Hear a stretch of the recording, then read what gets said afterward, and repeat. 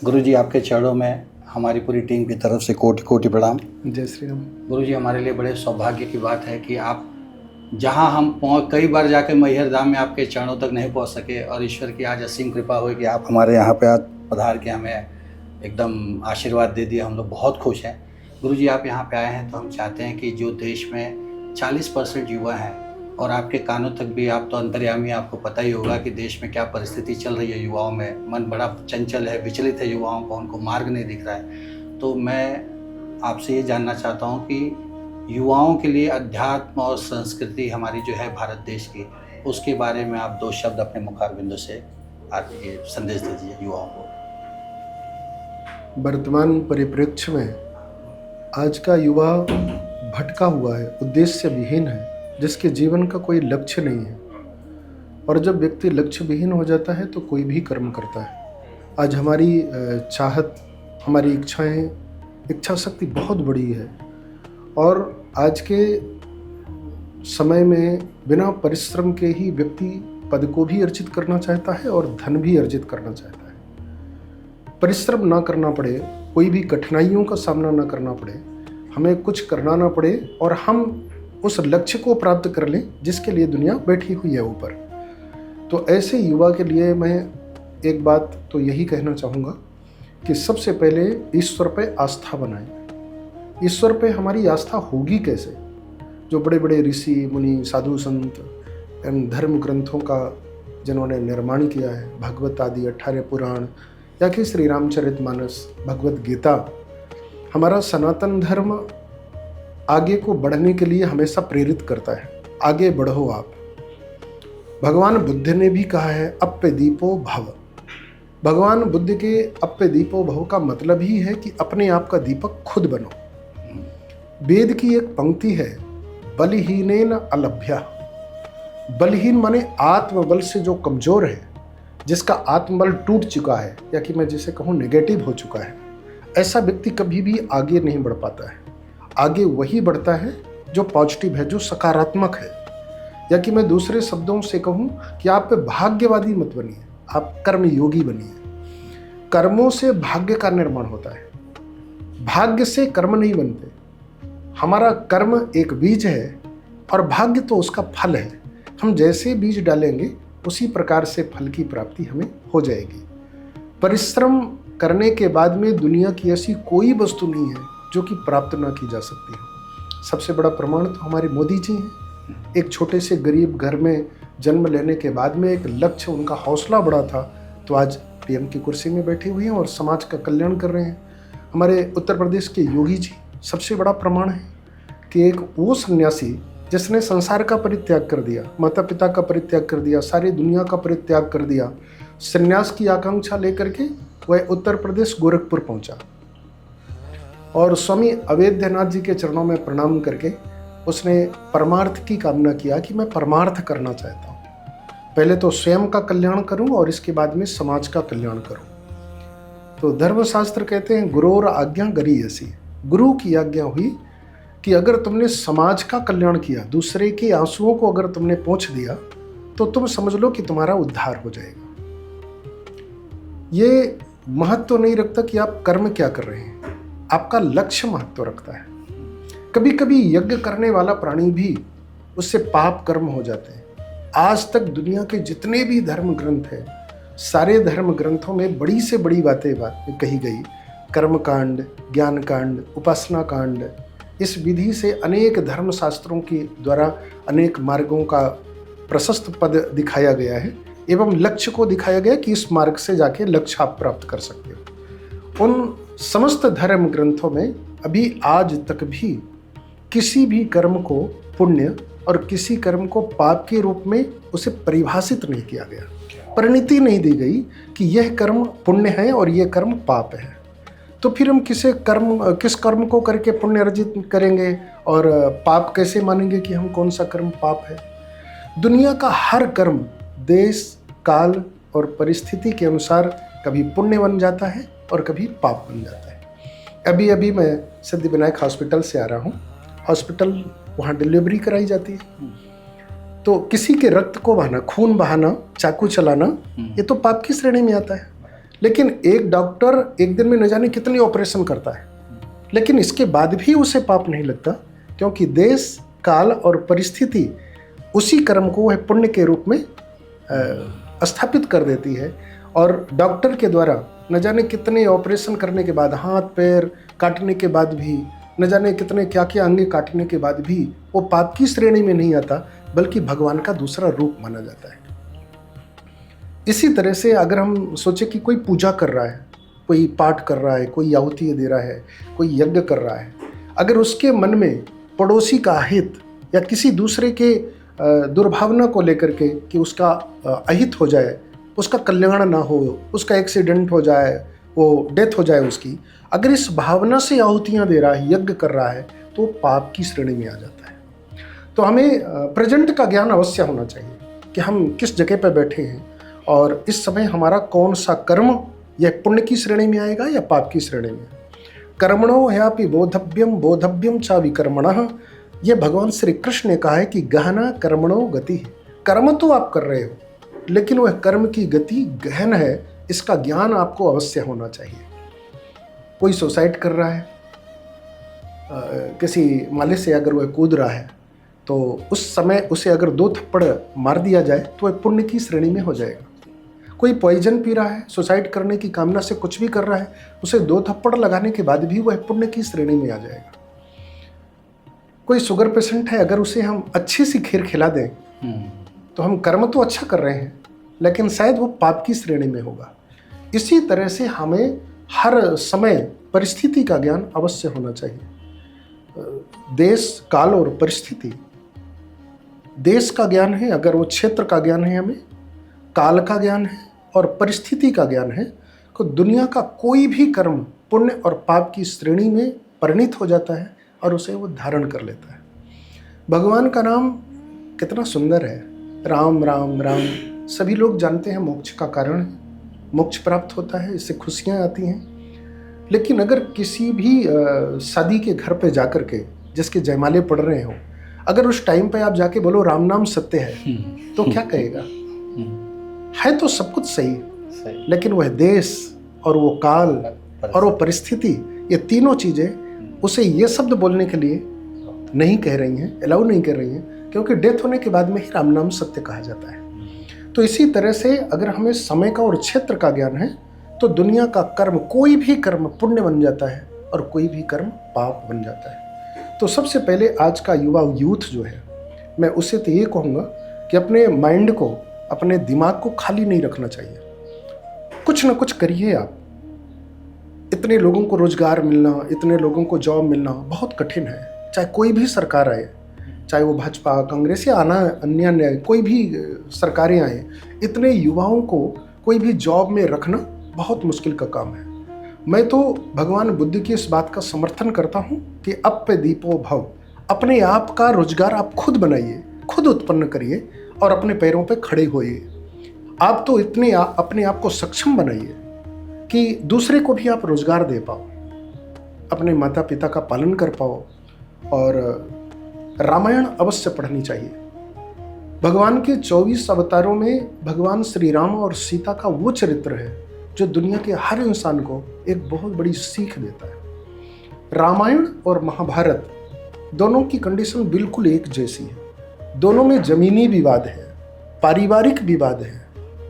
तो एक के समझौते से, एक के सुलह से, कंप्रोमाइज से रामायण का निर्माण हो जाता है, और एक में कंप्रोमाइज नहीं हुआ तो महाभारत का निर्माण हो जाता है। सही, क्या बात है। जमीनी विवाद।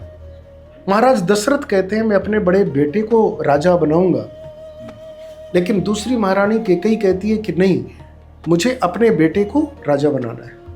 महाराज दशरथ जी ने कंप्रोमाइज किया कि ठीक है, मैं तुम्हारे बेटे को, ये मेरा बेटा भरत और राम दोनों सेम है, इनमें कोई अंतर नहीं है, ये मेरी दोनों आँख हैं। तो अगर मैं राम को न बना के भरत को बनाऊंगा तो भी मुझे बराबर खुशी है। ये कंप्रोमाइज, रामायण कंप्रोमाइज करना ही सिखाती है, जिससे कि एक आदर्श का जन्म होता है, मर्यादा का जन्म होता है और चेहरे की मुस्कान हमेशा बनी रहती है। छोटे से छोटे कर्मचारी को भी, छोटे से छोटे व्यक्ति को भी हम किस प्रकार से हैंडल करें, उसे किस तरह से अपने आप में उसकी खुशियाँ भी बरकरार रहे, हमारा काम भी चल जाए, ये रामायण से ही सीख मिलती है। अन्य अन्य ग्रंथों से सीख नहीं मिलती। भगवान के 24 अवतारों में केवल राम जी का ही ऐसा चरित्र है जो कि गृहस्थ जीवन, वानप्रस्थ, संन्यास या ब्रह्मचर्य जीवन किस प्रकार से व्यक्ति जिए, इसकी एक अच्छी सीख मिलती है। इतनी बड़ी सीख अन्य अन्य चरित्रों से नहीं मिलती है। दूसरा वरदान महारानी कैकेयी ने मांगा कि मैं राम को वन भेजना चाहती हूँ। दशरथ जी बस इसी से व्यथित हो गए कि नहीं, ये तो गलत है। भरत को तुम राजा बना लो, लेकिन राम को वन मत भेजो। उसने तो कोई गलती भी नहीं किया, अपराध भी नहीं किया। लेकिन जिस समय इस बात को राम जी ने जाना, राम को ये बात पता चली, तो राम जी मुस्कुराने लगे और कहने लगे, ये तो मेरा सौभाग्य है कि मेरा छोटा भाई यहाँ का राजा बनेगा और मैं वन में जाकर के ऋषियों की सेवा करूँगा। माँ कौशल्या के पास में जब राम जी गए तो माँ कौशल्या को ये पता चला कि राम जी को राज्य नहीं हो रहा है। कौशल्या जी से राम जी ने कहा कि माँ आप कैसी बात कर रही हो, पिता दीन मुहि कानन राजू, पिताजी ने मुझे वन का राजा बना दिया है। मेरा भरत इस छोटी सी अयोध्या का राजा है और मैं तो इतने बड़े वन का राजा बन चुका हूँ। एक शब्द की शैली, इस शब्द के द्वारा एक मिठास पैदा हो जाती है और इसी से पॉइजन बन जाता है। भगवान श्री राम ने कहा कि पिताजी राजा बनाने वाले हैं भरत को, और इस छोटे से अयोध्या का, एक छोटे से राजमहल का, लेकिन मैं तो वन का राजा बन चुका हूँ। इस शब्द शैली राम की कौशल्या को एकदम नेत्र भीग गए, लेकिन कुछ बोल नहीं पाई। कौशल्या जी ने एक बात कही कि अगर तुम्हारे पिताजी ने तुम्हें वन भेजा है तो मैं माँ हूँ, पिता की अपेक्षा माँ का अधिकार ज़्यादा होता है। इसलिए बेटा मैं तुम्हें आज्ञा देती हूँ कि तुम वन मत जाओ। राम जी ने कहा वो तो माँ कैकेयी ने भी आज्ञा दिया है। तो कौशल्या जी ने कहा कि ठीक है, अगर माँ ने भी कह दिया, पिता भी ने कह दिया, तो फिर मेरा कोई अधिकार नहीं है। महाराज दशरथ जी कंप्रोमाइज करते हैं, महारानी कैकेयी भी महारानी कौशल्या जी कंप्रोमाइज करती हैं, राम जी ने कंप्रोमाइज किया कि मेरा भाई भरत अयोध्या का राजा होगा। इससे बड़ा सौभाग्य क्या है? जो विवाद होना था, जो दीवार खड़ी होनी थी, जो एक बहुत बड़ी लाठियां चलनी थी, रक्त बहना था, जहां पे मरुभूमि बनना चाहिए था, कुरुक्षेत्र जैसा, वो कुछ भी नहीं हुआ। राम जी मुस्कुराते हुए वन चले गए। लक्ष्मण जी को समझाया, जानकी जी को समझाया, सीता जी को, लेकिन दोनों ने कहा कि नहीं, हम आपके साथ चलेंगे। स्त्री का धर्म पति की सेवा करना श्रेष्ठ है, अर्धांगिनी है यह। तो अर्धांगिनी का दायित्व निर्वाह करने के लिए जानकी जी चली गई, जिससे कि राम जी लेकर के गए, समझाने के बाद भी लेकर चले गए। छोटे भाई लक्ष्मण जी भी भाई की सेवा करना ही अपना धर्म समझा और ये बात बताया कि मैं तो आपके अलावा दुनिया में किसी को नहीं जानता, इसलिए मुझे आप अपने साथ ले चलिए। राम जी, लक्ष्मण जी, जानकी जी चले गए। छोटे छोटे लोगों को समझाया, प्रजापुरवासियों को समझाया। केवट के पास में पहुंचे तो केवट को गले से लगाया। कितना छोटा केवट, एक सम्राट का, चक्रवर्ती, इतने बड़े, जिसका चारों दिशाओं में राज्य है, ऐसे महाराज दशरथ का बेटा, वो छोटे से छोटे तबके में रहने वाला केवट, जिसका कोई राज नहीं है, जिसका कोई पाट नहीं, जिसका कोई बहुत बड़ा अस्तित्व नहीं है, मात्र एक मजदूरी करने वाला एक वर्कर है वो, उसको श्री राम ने हृदय से लगाया और कहा तुम मेरे मित्र हो, बराबर का दर्जा दिया और बैठाया। कंप्रोमाइज करते हुए भगवान श्री राम चले गए। जब भरत जी को ये बात पता चली कि राम जी ने मुझे राजा बना करके राज देने के लिए और स्वयं मन चले गए, तो भरत जी ने कहा नहीं, संपत्ति सब रघुपति के याही, ये तो राम जी का राज्य है, ये मेरा नहीं है। राम जी ने कहा भरत का है और भरत ने कहा राम जी का है। जो विवाद होना था, जो महाभारत जैसा युद्ध होना था, वो बिल्कुल नहीं हुआ और एक रामायण का निर्माण होता है जो दुनिया का हर इंसान, हर युवा, हर व्यक्ति, हर स्त्री, हर पुरुष उसको एक ग्रहण करना चाहिए और उसके ग्रहण करने से पारिवारिक विवाद कभी भी नहीं होगा। और सबसे बड़ी बात युवा में कि खाली दिमाग, खाली माइंड रखना। जैसे हमने पढ़ाई तो कर लिया, मेडिकल कर लिया, MBA, BCom कर लिया, इसके बाद भी अगर हम घर बैठे हैं तो निश्चित ही कोई ना कोई विवाद को जन्म देगा। एक मूर्ख व्यक्ति, जो अशिक्षित व्यक्ति है, अगर वो बैठ जाए तो वो भी कुछ ना कुछ कांड करता है। और जब पढ़ा लिखा इंसान अगर एक कमरे में पैक हो जाएगा, मात्र मोबाइल में जीवन अपना व्यतीत करने लगेगा, तो जब भी कुछ कर्म करेगा तो बहुत बड़ा भयानक कर्म करेगा, या तो चाहे वो चोरी की ओर जाए, चाहे मर्डर की ओर जाए, चाहे किसी को विनाश करने के लिए कोई बुद्धि को लगाए, तो बहुत विनाशकारी बन जाता है। इसलिए आध्यात्म से, श्री राम से शिक्षा लेकर के, रामायण को पढ़ करके युवा अपने पैरों से खड़े होना सीखना चाहिए। और भगवान श्री राम ने जिस दिशा में किसी भी वस्तु को पॉजिटिव किया जा सकता है, दुनिया की ऐसी कोई वस्तु नहीं है जो नेगेटिव हो। देखिए, शहर में इतने सारे लोग हैं, मैं यहाँ पे बैठा हूँ, अब जितने लोग बैठे हैं मुझे अलग अलग नज़रों से देख रहे हैं। कोई एक मुझे सन्यासी रूप में देख रहा है, कोई मुझे शिक्षक के रूप में देख रहा है, कोई पिता के रूप में देख रहा है, कोई बुजुर्ग के रूप में देख रहा है, कोई यंग के रूप में देख रहा है। तो भावनाएं हमारी अलग अलग हो जा रही हैं। उसी तरह से दुनिया का हर कर्म पॉजिटिव हो सकता है, सकारात्मक हो सकता है, और हर कर्म को निगेटिव भी बनाया जा सकता है। जब सकारात्मकता की ओर हम जाते हैं, सकारात्मक बन जाते हैं, तो किसी कठिन परिस्थिति में हमारे पास में कोई भी साधन न हो, इसके बाद भी रोजगार हम अपने आप पैदा कर लेते हैं और अपने आप को आगे बढ़ा देते हैं, ऊंचाइयों तक हम ले जाते हैं। कठिन परिश्रम के पसीने से ही सफलता की मिठास होती है। जिस परिश्रम में पसीने न चले, जिस परिश्रम में कठिनाई ना आए, जिस परिश्रम में आपको परिश्रम न करना पड़े, तो उसमें सफलता कैसे मिलेगी? सफलता अगर मिल भी जाए तो उसका लाभ कुछ भी नहीं समझ में आएगा। तो मैं एक ही युवाओं को बात कहूँगा कि रामायण हर व्यक्ति को पढ़ना चाहिए, आध्यात्म में हर व्यक्ति जाना चाहिए। आध्यात्म एक ऐसी वस्तु है कि आनंद को जन्म देती है, आनंद आता ही आता है। और हमारी इतनी इच्छाएं नहीं होनी चाहिए जिन इच्छाओं को देख करके हम परिश्रम करना ही भूल जाएं। परिश्रम पर ध्यान देना चाहिए। अपना लक्ष्य प्राप्त करने के लिए कठिन परिश्रम में भी अपने मुख पे सिकन नहीं होनी चाहिए, एकदम नर्वस नहीं होना चाहिए। हमारी नर्वसता ही जीवन का सबसे बड़ा पाप है। नर्वस व्यक्ति ही नीचे की ओर गिर जाता है। पहले के राजा महाराज जब युद्ध करते थे तो राजा महाराजाओं के यहाँ जो उनके दूत होते थे तो सामने वाले को सबसे पहले नेगेटिव करते थे, नर्वस करते थे। सामने वाले इसकी अपने राजा की प्रशंसा करके उसका मन छोटा कर देते थे और इसके बाद में फिर आक्रमण करते थे तो वह परास्त हो जाता था। उसी तरह से आज का हमारा युवा जो है वह नर्वस हो जा रहा है, निगेटिव हो जा रहा है। तो मैं तो उसे एक बात कहूँगा, पॉजिटिव बनो और धर्म का कल्याण कर, धर्म को लेकर के, अपनी परंपरा को लेकर। भगवान श्री कृष्ण ने कहा, स्वधर्मे निधनम श्रेयः परधर्मो भयावह। तुम्हारा जो धर्म कहता है उस धर्म का पालन करो, दूसरे के धर्म का अनुकरण मत करो। अगर मैं सन्यासी हूँ तो मुझे सन्यास धर्म का पालन करना चाहिए। आप गृहस्थ हैं तो गृहस्थ धर्म का पालन करना चाहिए। अगर व्यक्ति अपने धर्म का पालन करके कर्म करेगा तो कभी भी उसे दुखों का सामना नहीं करना पड़ेगा और कभी असफल नहीं होगा। तो मैं आपसे बता रहा था जैसे रामायण और महाभारत, तो रामायण एक कंप्रोमाइज, समझौता, हर जगह समझौता। इसीलिए रावण भी राम की प्रशंसा करने के लिए मजबूर हो जाता है। भगवान श्री राम ने रावण के पास में अपना एक दूत भेजा, शांति दूत, अंगद को। तो शांति दूत बना करके भेजा तो कहा कि रिपुसन करे बद कही सोई, काज हमार तासुहित होई। रावण से तुम केवल एक बात करना कि मेरा कार्य हो और रावण का हित हो। दुनिया का वो पहला शत्रु राम है जो कि अपने दुश्मन का भी, अपने शत्रु का भी कल्याण की भावना रखता है। इसीलिए बैरियू राम बड़ाई करहीं, शत्रु भी राम की प्रशंसा करता है। एक बार मंदोदरी ने रावण से कहा, तुम सीता को पाना चाहते? तो रावण ने कहा, मैं सीता को पाना चाहता। तो मंदोदरी ने कहा, तुम तो मायावी हो, और मायावी हो तो तुम राम बन करके क्यों नहीं चले जाते? अगर राम बन करके चले जाओगे तो सीता तुम्हें स्वीकार कर लेगी। रावण कहता है कि मैं दुनिया में सब कुछ बन सकता हूं, राम नहीं बन पा रहा। सबसे बड़ी यही प्रॉब्लम है। क्या प्रॉब्लम है?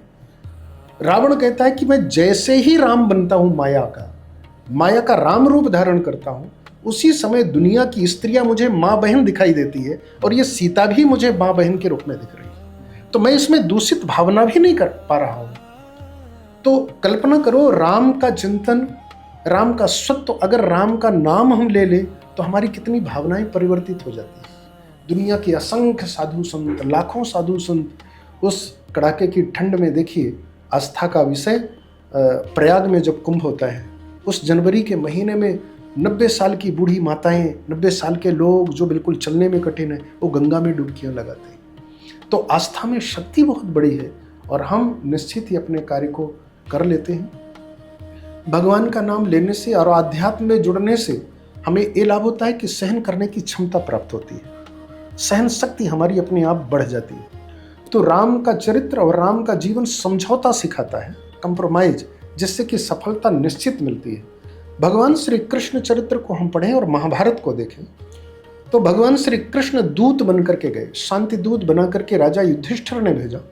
और जब राजा युधिष्ठिर ने शांति दूत बनाकर भेजा तो समझौता किया उन्होंने, कंप्रोमाइज के बतौर कि आप ठीक है आधी राज नहीं दे रहे दुर्योधन, तो तुम ऐसा करो कि 5 गांव दे दो, एक एक भाई को एक एक गांव दे दो। दुर्योधन ने कहा कि तुम एक गांव की देने की बात कर रहे हो, सूच्याग्रम न दास्याम युद्धेन बिना केशव, मैं सुई की नोक के बराबर भी जमीन नहीं दूंगा, अगर उनमें ताकत है तो मुझसे छीन ले। और कंप्रोमाइज न होने के कारण कितना बड़ा महाभारत हुआ कि एक शिष्य अपने गुरु को मार रहा है, एक पुत्र अपने पिता को मार रहा है, भतीजा चाचे को मार रहा है, दादाजी को एक नाती मार रहा है, पोता मार रहा है। मर्यादा पूरी शर्मसार हो गई, हर व्यक्ति एक दूसरे के खून के प्यासे हो गए, खून की नदियां बह गई और पूरी कुरुक्षेत्र की धरती रक्त रंजित हो गई। कल्पना करो, वो जमीन वहीं पे है, वो राज्य भी वहीं पे है, और जिस जमीन के लिए जो लोग लड़े वो सब चले गए। आज भी वो वहां मौजूद है, कुरुक्षेत्र वहां भी मौजूद है।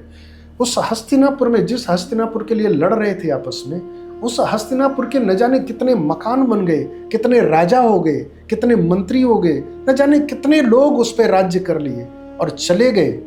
आज तक वो किसी की नहीं हो पाई। इसलिए दुनिया का सबसे बड़ा सत्य यह है कि इसके लिए हमें अपने समय को खराब नहीं करना चाहिए।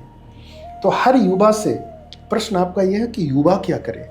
युवा को तो मैं यही कहूँगा कि कुछ ना कुछ अपने आप के उत्थान करने के लिए वर्क करना चाहिए, एकदम शांत नहीं बैठना चाहिए।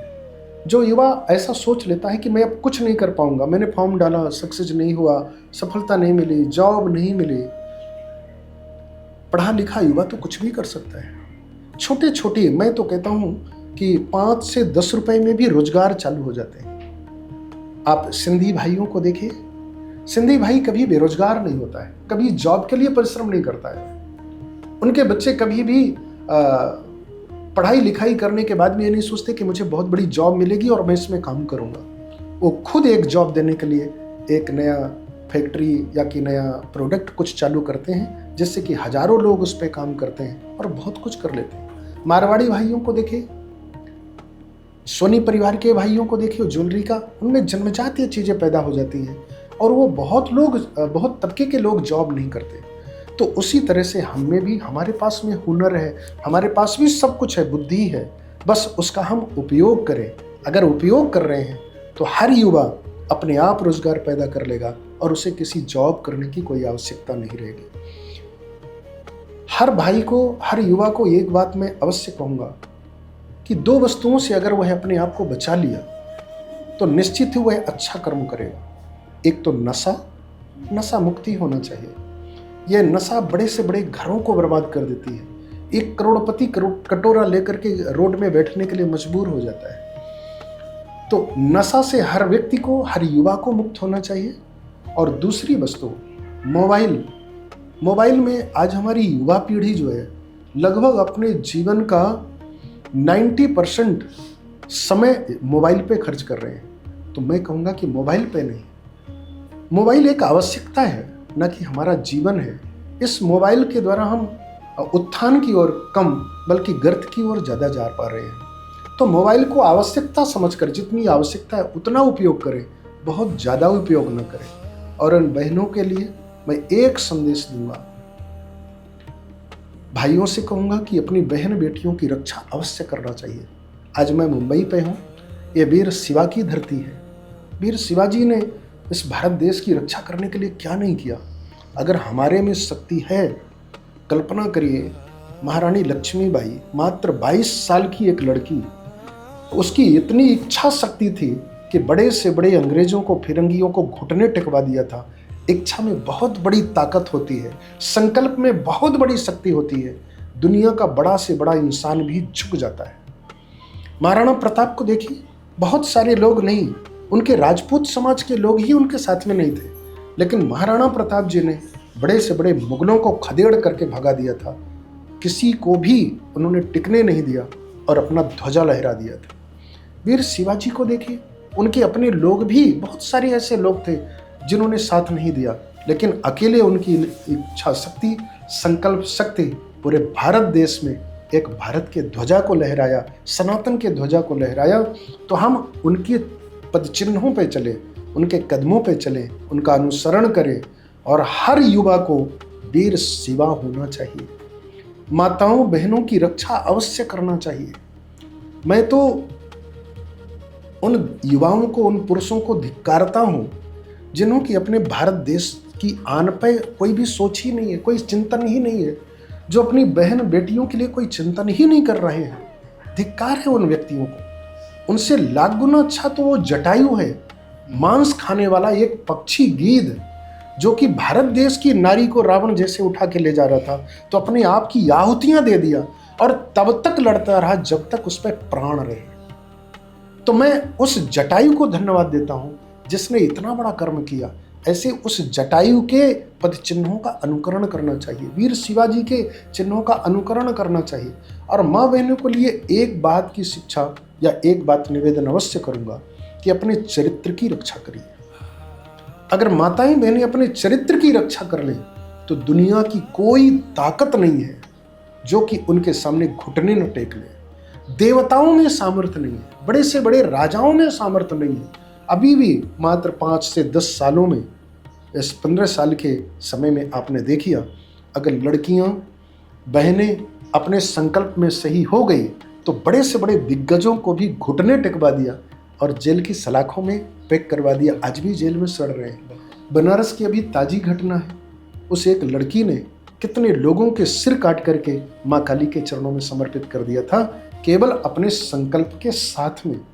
अगर बहनों में संकल्प आ जाए, माताओं में संकल्प आ जाए, अपने चरित्र की रक्षा कर लें तो दुनिया की कोई ताकत नहीं है जो कि इन्हें हिला पाए। और जिस घर में बहन बेटियां, माताएं अपने चरित्र की रक्षा करती हैं, वही घर स्वर्ग बन जाता है, वही घर देवताओं का वास बन जाता है। हमारे शास्त्र तो कहते हैं यत्र नार्यस्तु पूज्यन्ते रमन्ते तत्र देवता। जहाँ नारियों का सम्मान होता है, जिस भारत देश में बहन बेटियों का सम्मान होता है, वहाँ देवता वास करते हैं। भारत देश की महिमा है कि नदियों की हमारे यहाँ पूजा होती है, बहते हुए पानी को भी माँ कहा जाता है, पेड़ पौधों को भी माँ के रूप में तुलसी माँ कहा जाता है, बट का पेड़, पीपल का पेड़, पशुओं की पूजा होती है, गाय को माँ कहा जाता है। और कितना बड़ा दर्जा, पैदा होने वाली बेटी को भी माँ का दर्जा दुर्गा के रूप में पूजा जाता है।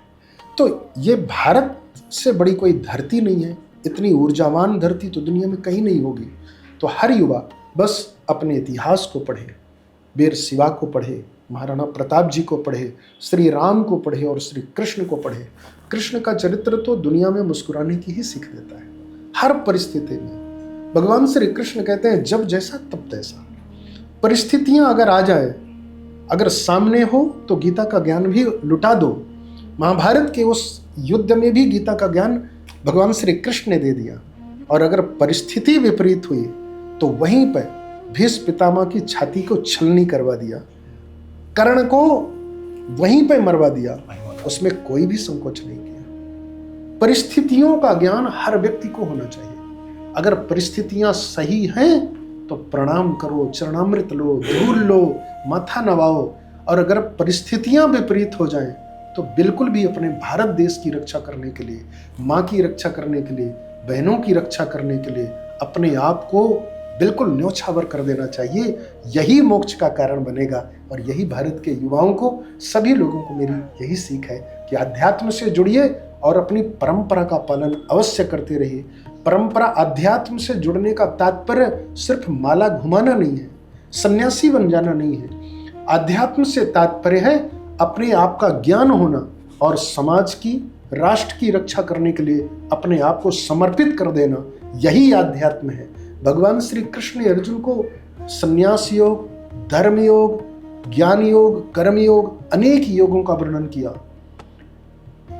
भगवान श्री कृष्ण के चरणों में अर्जुन कहने लगा कि अगर संन्यास योग ही सर्वश्रेष्ठ है तब तो मुझे सन्यासी बन जाना चाहिए, भिक्षा मांग करके जीवन जीना चाहिए। भगवान श्री कृष्ण कहने लगे, क्लेब्यम मास्म गमः पार्थ, सन्यासी बन करके भिक्षा मांगना ब्राह्मणों का और सन्यासी का कर्म है। तू क्षत्रिय है, तू अगर राजपूत होकर के यह कर्म करेगा तो तू पथभ्रष्ट माना जाएगा। इसलिए अपने भारत देश की रक्षा करने के लिए, राष्ट्र की रक्षा करने के लिए, ये जो तेरे सामने खड़े हैं ना, ये दादा लोग नहीं खड़े हैं, ये तुम्हारे ये वंश के लोग नहीं खड़े हैं, ये वो महापापी हैं जिन्होंने भरी सभा में बहू को नग्न होते हुए देखने की कामना किया था। यही वो भीष्म पितामह हैं जिन्होंने ऐसा कर्म किया है, इतने पापियों का साथ इन्होंने दिया है कि इनको मारने में ही कल्याण है। धर्म की रक्षा करने के लिए सामने कोई भी व्यक्ति आ जाए, उसे रास्ते से हटा दो, चाहे कोई अपना हो चाहे कोई पराया हो। राष्ट्र की रक्षा, धर्म की रक्षा, वही आध्यात्म है और उसी से अपना विकास और समाज का विकास होगा। यही मैं समस्त युवाओं को संदेश दूंगा कि अपने धर्म ग्रंथों को, रामायण गीता को अवश्य पढ़ें और अपने आप को खाली बिल्कुल ना रखें, कुछ न कुछ करते रहें। जय हो प्रभु की, जय हो गुरुदेव महाराज की जय हो। बहुत बहुत सुंदर। और आपने एक तो मैंने दो मतलब बोला था ना कि मैंने एक लोटा मांगा और आपने पूरा गंगा दे दिया मुझे, लेकिन बहुत अच्छा लगा। और हम लोग ने आपके सब आशीर्वाद सुन के पॉजिटिव भी हुए हैं और आपने जो आदेश दिया है, जो आपने संदेश दिया है, हम लोगों तक पहुंचाएंगे भी बिल्कुल और उस पर चलने की पूरी कोशिश करेंगे। जय जय हो प्रभु। श्री सद्गुरुदेव भगवान की जय हो। जय श्री रामदास भगवान की जय हो। जय श्री हो।